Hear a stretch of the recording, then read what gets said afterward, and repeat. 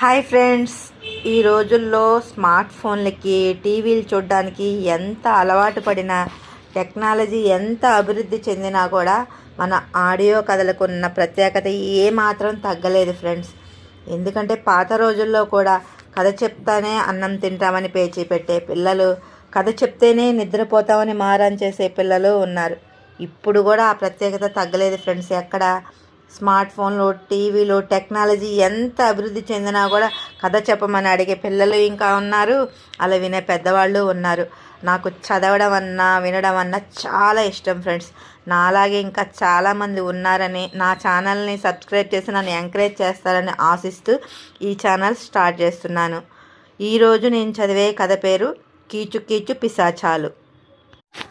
ఒకనాటి సాయంకాలం వేళ పోలవరం నుంచి అనాథవరం 6 ఎడ్ల బండ్లలో ఒక పెళ్లి బృందం వెళుతున్నది.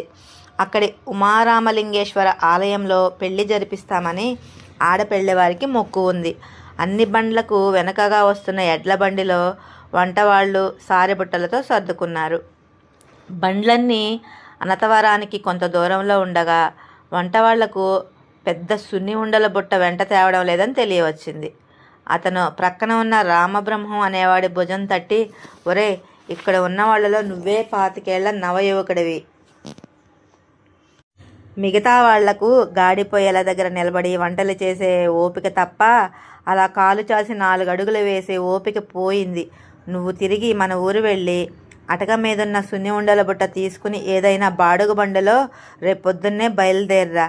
పెళ్లి ముహూర్తం రేపు రాత్రికి కదా అంటూ రామబ్రహ్మానికి బాడుకగా డబ్బులు 25 రూపాయలు ఇచ్చాడు. రామబ్రహ్మం తిరుగు ప్రయాణమై ఊరు చేరేసరికి చీకటి పడుతున్నది. వాడికి బండి బాడుగ మిగిల్చుకోవడానికి ఒక ఆలోచన వచ్చింది. తను ఇప్పుడే సున్ని ఉండల బుట్ట తీసుకుని సముద్రపు ఒడ్డుగా అడ్డదారిని వెళ్ళిపోతే తెల్లవారేసరికి అనాథవరం చేరుకోవచ్చు. ఇలా అనుకుని రామబ్రహ్మం సున్ని ఉండల బుట్ట నెత్తిన పెట్టుకుని సముద్రపు ఒడ్డున ఇసుక దెబ్బల మీదుగా నడక ఆరంభించాడు. ఆ రోజు పున్నమి కావడంతో పుచ్చ పువ్వులా వెన్నెల కాస్తున్నది. ఇసుక దెబ్బలకు ఈ వైపు నురుగులు కక్కే సముద్రం, ఆ వైపు గాలి తాకిడికి సంగీతం పాడుతున్నట్లు సరుగుడు తోటలు. రామబ్రహ్మం ఇలాంటి వాతావరణంలో ఏనాడు ఒంటరిగా ప్రయాణం చేయలేదు.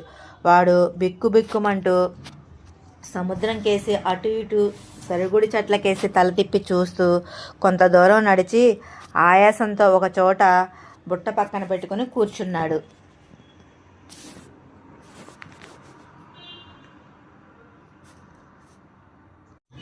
ఆ మరుక్షణం పెద్ద దివిటీల వెలుగుతో పాతకాలం నాటి ఒక తెరచాపల ఓడ వాడున్న చోటుకు వచ్చి ఆగింది. ఓడలోంచి విదేశీ దుస్తుల్లో ఉన్న 10 పిశాచాలు కీచు కీచు పీసు పీసుమనే ఏదో భాషలో మాట్లాడుకుంటూ ఒడ్డుకి దిగాయి. వాటి వెనక నల్లద తుమ్మ ముద్దలో ఉన్న పిశాచం ఒకటి చేతిలో ఉన్న బాణాకర్రను గిరగిర తిప్పుతూ ఒడ్డుకు దూకింది. ఇది చూస్తూనే రామబ్రహ్మానికి భయంతో ఒళ్ళంతా జలతరించింది. 25 రూపాయలు మిగిల్చుకునేందుకు ప్రాణాన్ని పణంగా పెట్టాను. కొత్తగా కాపురానికి వచ్చిన కావేరికి అన్యాయం జరిగిపోయింది. అయినా మానవ ప్రయత్నం దేవుడి సాయం అనుకుంటూ వాడు సున్ని ఉండల బుట్ట నెత్తిన పెట్టుకుని పారిపోబోయాడు. అయితే ఇంతలో స్వదేశీ నల్ల పిశాచం పరుగున వచ్చి బాణాకర్రతో వాడి దారిని అడ్డగించి, ఒరే బాబు, పారిపోకు, పరాయి దేశ పిశాచాల ముందు మనకు అవమానం. అవి పరాసు బుడత పిశాచాలు, నేను స్వదేశీ పిశాచాన్ని. బతికి ఉండగా విదేశాలకు వెళ్ళాలనే కోరిక తీరక చచ్చి ఈ పిశాచాలు ఉండే దేశంలో స్థిరపడ్డాను. నేను ఒక దుభాషిని అన్నది. ఇంతలో విదేశీ పిశాచాలు అక్కడికి వచ్చి ఏదో కీచుకీచుమంటూ స్వదేశీ పిశాచాన్ని ప్రశ్నించాయి. స్వదేశీ పిశాచం వాటి కీచుకీచు భాషలో ఏదో జవాబిచ్చింది. అప్పటికి కాస్త స్థిమితపడిన రామబ్రహ్మం స్వదేశీ పిశాచాన్ని ఈ కీచుకీచు పిశాచాలు అంటున్నది ఏమిటి అని అడిగాడు. అవి నిన్ను మనిషివా పిశాచువా అని అడుగుతున్నాయి. బ్రతుకున్న మనిషివని చెప్పాను అన్నది స్వదేశీ పిశాచం. ఇంతలో మిగిలిన పిశాచాలు ముక్కుపుటాలు ఎగరేస్తూ స్వదేశీ పిశాచాన్ని ఏదో ప్రశ్నించాయి కోపంగా. స్వదేశీ పిశాచం రామబ్రహ్మంతో వాటికేదో కమ్మటి వాసన వస్తున్నదట, ఇంతకు ఈ బుట్టలో ఏమున్నది అంటూ సున్ని ఉండల బుట్ట మూత తెరిచింది. పిశాచాలన్నీ చుట్టూ మూగాయి.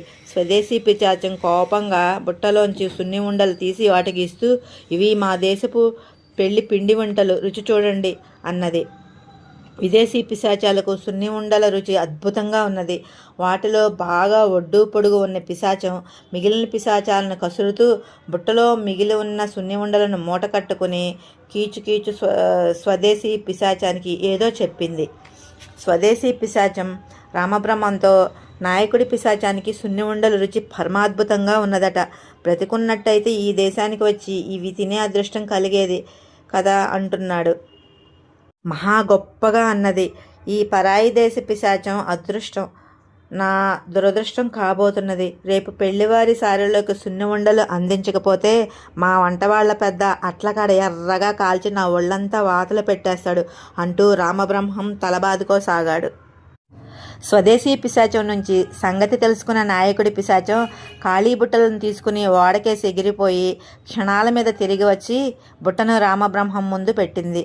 బుట్ట మూత తీసిన రామబ్రహ్మానికి కళ్ళు చెదిరిపోయాయి. బుట్ట నిండుగా పచ్చగా మెరిసిపోతున్న మేలిమి బంగారు నాణాలు. రామబ్రహ్మం వాటికేసి కన్నార్పకుండా చూస్తూ స్వదేశీ పిశాచంతో, ఈ విదేశీ బంగారం మా దేశంలో మారుతుందా అన్నాడు.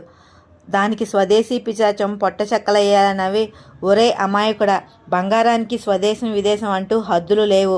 అవసరం పడితే స్వర్గ నరకాల్లో కూడా సునాయాసంగా మార్చుకోవచ్చు అంటూ వాడి వీపు మీద గట్టిగా చరిచింది. సంగతేమిటో సరిగ్గా అర్థం కాకపోయినా విదేశీ పిశాచాలు గట్టిగా చప్పట్లు చరిచి స్వదేశీ పిశాచంతో కీచుమన్నవి. స్వదేశీ పిశాచం రామబ్రహ్మంతో, ఒరే బాబు, నీ పంట పండింది అంటే బంగారు పంట అన్నమాట. ఈ దొరపిశాచాలు తిరిగి పున్నమ నాటికి ఇక్కడికి వస్తాయట. ఈసారి మరిన్ని సున్ని ఉండలతో పాటు కోవా, కజ్జికాయలు, జీడిపప్పు పాకం తీసుకురా అని చెప్పింది. ఆ తర్వాత కొంతసేపటికి పిశాచాలన్నీ కోలాహలంగా ఓడ ఎక్కి వచ్చిన దాన్నే వెళ్ళిపోయాయి. క్షణం ఆలస్యం చేయకుండా ఇంటి దారి పట్టాడు రామబ్రహ్మం. వాడు ఇల్లు చేరేసరికి నడిరాత్రి అయ్యింది. నెత్తిన బుట్టతో తిరిగి వచ్చిన భర్తను చూసి ఏదో అనబోయిన భార్య ముందు తలుపు వేసి రమ్మని చెప్పి రామబ్రహ్మం నట్టంట ఒక పంచపరిచి దాని మీద బంగారు కాసులు కొమ్మరించాడు. ఇది చూసి నోట మాట రాక గుడ్లప్పగించి చూస్తున్న భార్యతో రామబ్రహ్మం జరిగిందంతా చెప్పి, మనకు గ్రహాలు అనుకూలంగా ఉన్నట్టుంది, అందుకే మనసు దేశ విదేశ పిశాచాలు అనుగ్రహించినాయి. వచ్చే పౌర్ణమికి కొత్త మిఠాయిలు వండి, ఎలాగో సముద్ర తీరానికి వెళ్ళాలి కదా, ఆ ఊర్లో పెద్ద మిఠాయి అంగడి ప్రారంభిద్దాం. ఈ సంగతులన్నీ నువ్వు రహస్యంగా ఉంచు అంటూ హెచ్చరించాడు. అయితే వాడు దాచాలనుకున్న రహస్యం ఆ సరికే పక్కవాటాలో ఉన్న కనకం తెలుసుకున్నది. ఈ కనకం ఊరి తూర్పు వీధిలో భర్త సింగన్నతో కలిసి మిఠాయి దుకాణం నడుపుతున్నది. రామబ్రహ్మం చీకటి పడుతూనే బయలుదేరడం, తిరిగి అర్ధరాత్రికి రావడం, ఇంట్లో దీపం వెలిగించడం, ఇదంతా ఏమిటా అన్న కుతూహలంతో ఆమె కిటికీ సందులోంచి చూసి అంతా తెలుసుకున్నది. కనకం భర్త సింగన్న భార్య దగ్గర పిల్లిని చూసిన ఎలుకలా భయపడిపోతుంటాడు. భార్యకి భయపడే భర్త అన్నమాట.